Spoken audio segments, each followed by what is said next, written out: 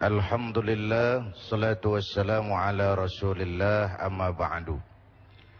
Bapak, Ibu, dan segenap pemirsa TV One yang saya cintai,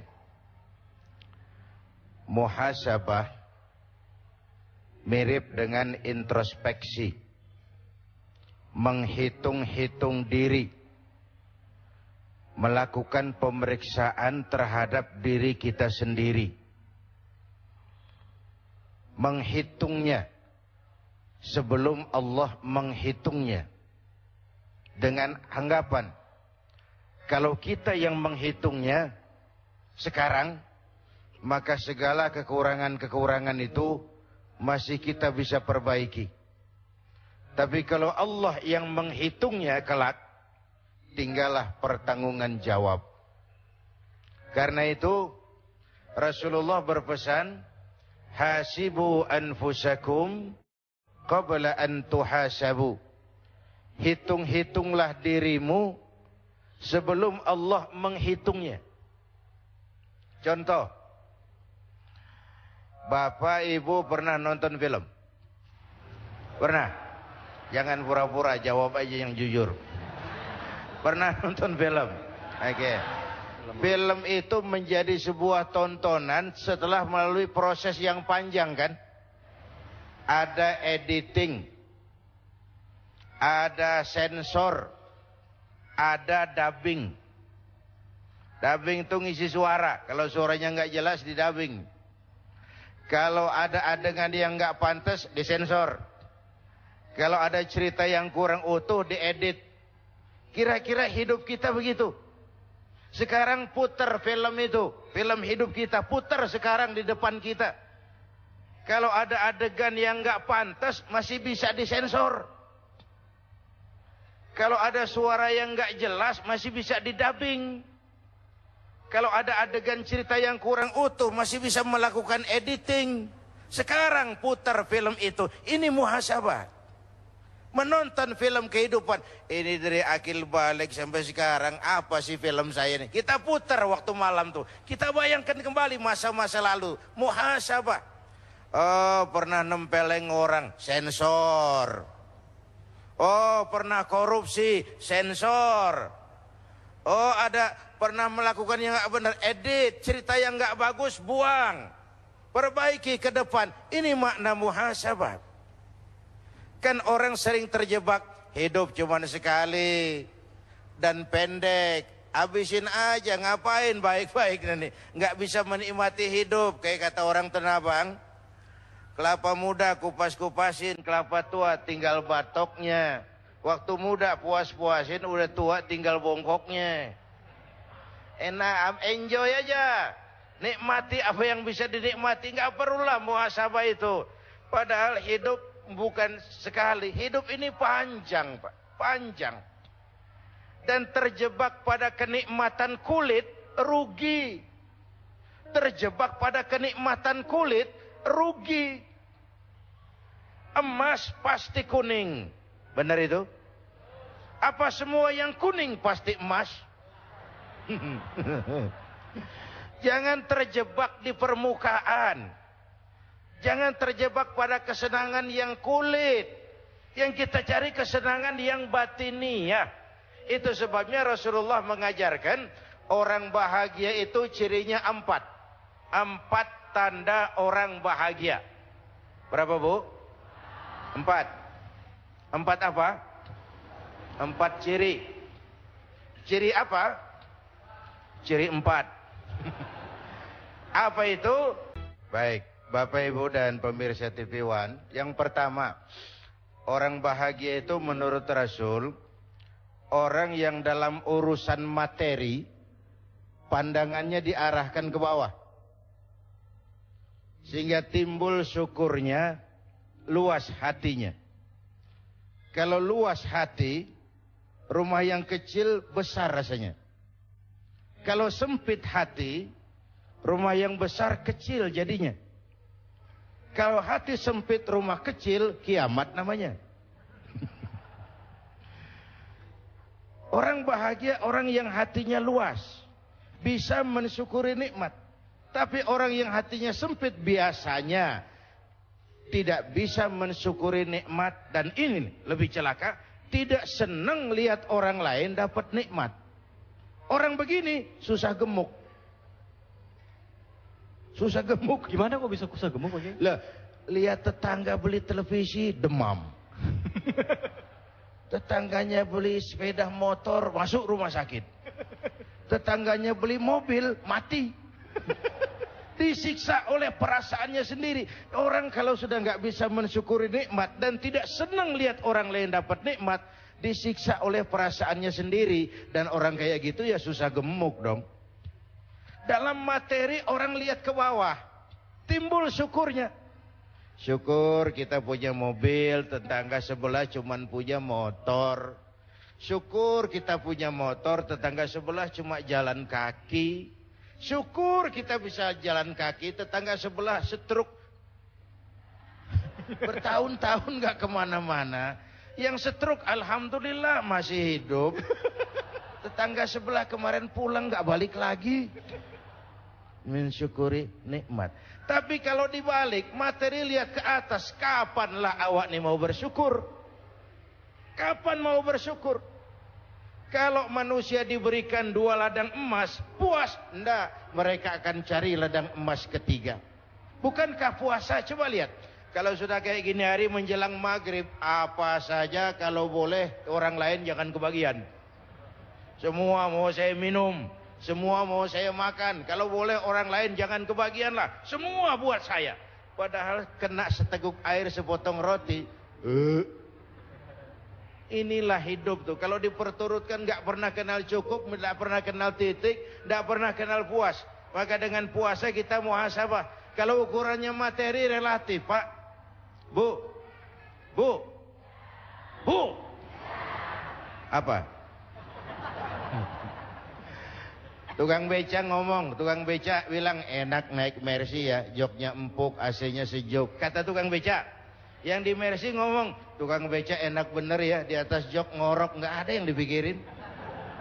So, enak tuh ada di mana? Enak tuh punya siapa?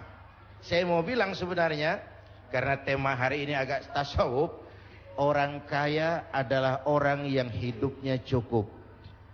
Orang miskin, orang yang selalu merasa kurang. Jelas, Bu?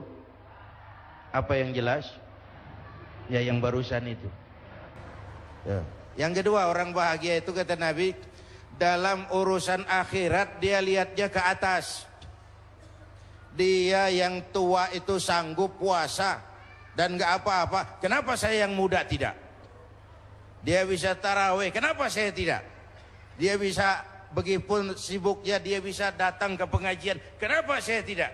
Keinginan mencontoh yang ukhrawi, keinginan mencontoh yang immaterial, dan itu melahirkan sugesti untuk beribadah lebih baik. Yang kedua. Yang ketiga, orang bahagia itu kata Nabi, orang yang selalu melupakan kebaikannya. Ini juga bagian introspeksi. Orang yang kalau berbuat baik, dia ikhlaskan, gak pernah diingat-ingat. Dia lupakan, dia anggap dirinya belum pernah berbuat baik. Sehingga kalau ada kebaikan dia tidak bisa ikut, dia merasa sangat rugi. Lawanannya orang celaka, orang yang selalu mengingat kebaikannya. Menepuk dada, menghitung jasa tuh. Kalau nggak saya tuh, itu kalau nggak saya, itu kalau nggak saya. Emang kalau nggak lu kenapa sih? Selalu kalau nggak saya, kalau nggak saya, kalau nggak saya. Orang yang suka menepuk-nepuk dada itu biasanya orang yang nggak percaya diri, Pak. Yang ketiga, orang bahagia itu, yang keempat maksud saya, orang yang selalu ingat kesalahan yang dia lakukan. Nah, ini juga bagian introspeksi. Sehingga kalau akan berbuat salah yang baru, kemarin aja udah 3 keranjang, ini nambah lagi. Bagaimana nanti di padang mahsyar? Ini bagian dari introspeksi. Orang yang selalu mengingat kesalahan yang pernah dia lakukan. Sehingga apabila akan melakukan kesalahan baru, itu lebih jadi langkah preventif buat dia. Bapak Ibu hadirin pemirsa TV One yang saya cintai. Oleh karena itu, di dalam kita bermuhasabah seraya menghayati apa yang kita laksanakan dalam pelaksanaan ibadah puasa ini, maka sekali lagi, mumpung film kita sendiri yang putar. Kalau nanti Allah yang putar film hidup kita, tinggal pertanggungan jawab. Tapi kalau sekarang kita yang putar, masih bisa diedit, masih bisa disensor, pintu taubatnya masih terbuka. Bu, putar film ibu, putar film kita Pak. Jangan sampai kita termasuk nanti di hadapan Allah banyak adegan-adegan hidup yang mestinya nggak disensor, belum kita sensor, bertanggung jawab loh di hadapan Allah. Mestinya kita edit, nggak kita edit, bertanggung jawab loh di hadapan Allah. Memang hidup ini singkat, tapi ya waktu yang singkat akan terasa banyak manfaatnya kalau kita bisa menggunakan dengan sebaik-baiknya. Dan mati bukan akhir dari sesuatu yang bernama hidup. Ini kan kita ini semua nih calon-calon jenazah nih. Ibu-ibu tuh bakal mati. Mati. Bapak-bapak nih mati. Saya belakangan. Kalau saya terserah Pak, saya sih ikhlas kapan saja. Mau bapak-bapak dulu, saya belakangan boleh. Atau sebaliknya, saya belakangan bapak duluan. Terserah, saya sih ikhlas. Saya sih ikhlas. Takut mati Pak, jangan hidup. Takut hidup Pak, mati saja. Muslim itu berani hidup, tidak boleh takut mati. Ya tapi saya masih muda Pak, bukan soal tua muda, muhasabah itu. Soal jatah, maut itu aneh. Kadang-kadang kakeknya seger buger, cucunya mati. Ada yang model begitu? Banyak. Jangan bilang saya masih muda. Muda, cantik, terkenal, mati. Ya kalau Mbak Surip, nah, mantep toh. Ya udah 60-an, Mas Rendra 71.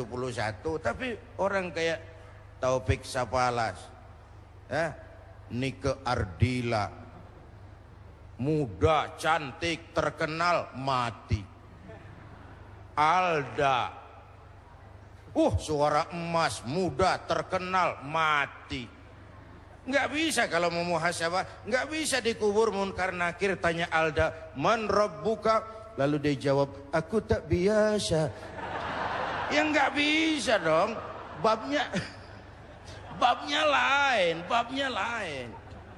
Ini muhasabah. Satu hari malaikat maut datang kepada Nabi Daud.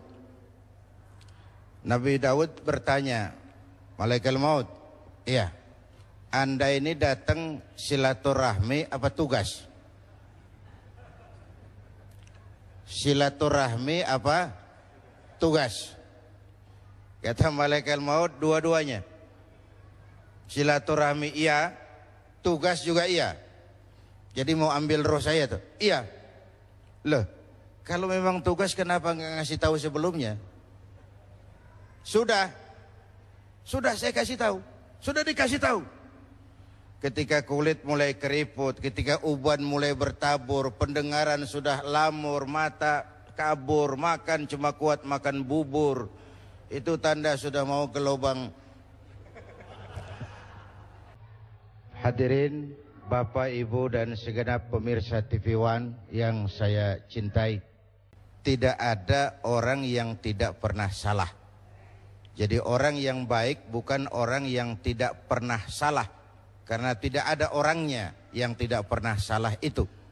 Orang yang baik adalah orang yang kalau dia melakukan kesalahan, dijadikannya itu sebagai pelajaran untuk tidak diulanginya lagi di masa yang akan datang. Tidak jatuh dua kali di tempat yang sama. Sepanjang nafas belum sampai di tenggorokan, sepanjang itu taubat diterima oleh Allah Subhanahu wa taala. Cuma tentu untuk melaksanakan sesuatu yang bernama taubat, bahkan tidak harus menunggu sampai usia senja. Udah lalui sanjo, udah sore baru mau taubat, tidak. Atau menunggu sebuah kondisi. Biasanya kalau kita ini kan kalau lagi kepepet, sulit, sakit, sama Allah dekat bener. Kalau rezeki lagi payah, lapangan kerja lagi, ya Allah, ya Allah, ya Allah. Dikasih keluangan sedikit, tamat, wassalam. Artinya ketika miskin kita hamba Allah, setelah jadi orang kaya kita pindah jadi hamba harta. Ini tidak konsisten namanya. Maka itu Bapak Ibu, saya mau tambah sedikit. Kalau nanti, ini soal taubat ya. Seapapun banyaknya dosa. Kalau nanti Bapak Ibu kita ini insya Allah sampai ke surga, amin. Di surga ini nanti kita ketemu orang baik-baik, syuhada, solehin, hawaib, para wali. Kita nggak usah heran, itu wajar lah orang baik-baik tempatnya di surga. Bapak itu nanti terkejut kalau masuk surga ketemu pelacur. Pelacur masuk surga. Loh, kok sampean ada di sini Mbak Yu? Ini Allah apa nggak salah wesel tuh ini? Dia bilang, "Nje Mas, saya ini ada di sini di surga sini.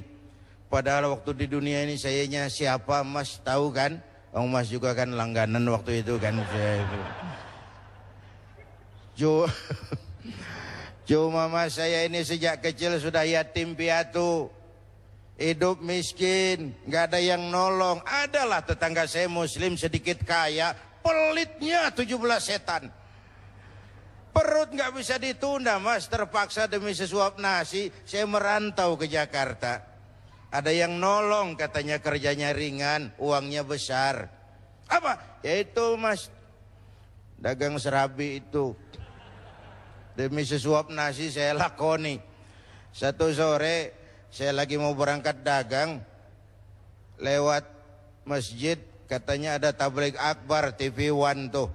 Saya dengar dari jauh ustadznya pidato, katanya Nabi bersabda, "Lau amiltumul khataya hatta mala'atis sama, thumma nadimtum fataballahu alaikum." Kalaupun kamu berbuat dosa, penuh langit dengan dosamu, kemudian kau menyesal dan bertobat, Allah pasti akan menerima taubatmu. Aduh, mendengar itu hadis Mas, kata pelacur tadi, berdiri bulu kuduk saya, berlinang air mata saya. Terbayang dosa-dosa yang pernah saya lakukan. Terbayang orang-orang yang pernah menanamkan modal asing. Dikala itu hidayah datang, saya tobat sebenar-benarnya. Saya bungkus pakaian pulang mudik. Lagi bungkus pakaian, nasabah datang, saya bilang mulai hari ini gue berhenti dagang. Tobat saya rupanya diterima Allah Mas, walaupun mampir dulu ke tempat lain, akhirnya saya bisa sampai juga ke surga. Ini sebuah pertanda, Allah Tuhan kita bukan Tuhan yang pendendam. Allah Tuhan kita Tuhan yang ramah, yang siang malam mengangkat tangan menerima taubat hamba-hambanya. Kau jalan menujuku, aku lari menyambutmu. Kau jalan menujuku, aku lari menyambutmu. Begitu Allah Tuhan kita ini. Ini nuansa Ramadan, peluang untuk melakukan muhasabah atas film-film gelap yang pernah kita lakukan dari sisi kehidupan kita. Atas adegan-adegan yang tidak senonoh yang kita lakukan dalam perjalanan hidup kita. Ayo kita lakukan sensor. Ayo kita lakukan editing, ayo kita lakukan dubbing, supaya film ini nanti di padang mahsyar bisa kita pertanggungjawabkan. Seperti sebuah nasihat yang tidak langsung. Setelah menemukan satu event, satu momen, baru kebaikan itu muncul. Tapi yang mau saya tambahkan adalah tidak pernah terlambat untuk berbuat baik. Part satu. Yang kedua, orang tua sudah meninggal pun masih ada peluang berbuat baik kepadanya. Caranya, pertama bersilaturahmi dengan kerabat yang ditinggalkan almarhum. Ya, jangan kehilangan obor. Yang kedua, bersedekah atas nama almarhum. Apa pahalanya bisa sampai Pak? Itu urusan Allah. Urusan Allah. Pak, orang meninggal dibacakan Fatihah, pahalanya sampai enggak? Urusan Allah. Coba kalau enggak percaya, coba aja mati dulu. Nanti saya bacain Fatihah, tungguin di sana. Ada ajaran Orang tua saya punya hutang, meninggal, hutangnya saya bayarin, lunas nggak? Lunas nggak? Lunas. Di akhirat ditagih nggak? Enggak, sudah lunas hutangnya. Siapa yang bayar? Saya. Anaknya. Kalau hutangnya sampai, sedekahnya mestinya juga sampai. Ada masjid belum selesai, Pak, saya nyumbang 1 juta, saya niat pahalanya untuk almarhum orang tua saya. Itu yang kedua. Yang ketiga, wa anta tasaddaqu lahuma wa tad'u lahuma. Kau bersedekah atas nama keduanya dan memohonkan ampun untuk keduanya. Kira itu bagian tambahan. Ya. Bapak Ibu mungkin ingat episode tentang Sa'labah bin Hatib Al-Ansari. Ini sahabat yang miskin, tapi kemiskinannya tidak menghalangi ibadahnya. Di mana ada Rasul sholat, di situ Sa'labah ikut.